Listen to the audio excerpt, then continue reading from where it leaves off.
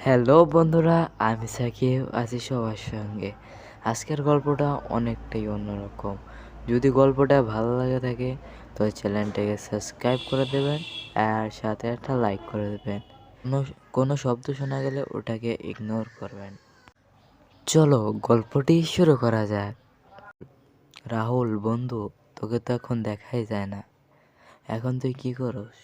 তোকে তো একটা কথা বলার ছিল বছর। অনেক গোপন বছর। শোন, বল ভাই, কে বলবি বল। আমি তো এখন শহরে একটা চাকরি পেয়ে গিয়েছি বছর। এখন যা বলতে চাস বল। শোন বন্ধু, আমি তোর কাকাতো বোন আয়শাকে অনেক পছন্দ করি। এখন যা আমার মনের কথাটা বলে ফেলবো। দেখি তোর কাকাতো বোন কি বলে। যদি রাজি থাকে। হে আয়শা, তুমি কেমন আছো? তোমাকে একটা কথা বলতে চাই, বুঝছো? আমি তোমাকে আমি তোমাকে অনেক ভালোবাসি। I love you.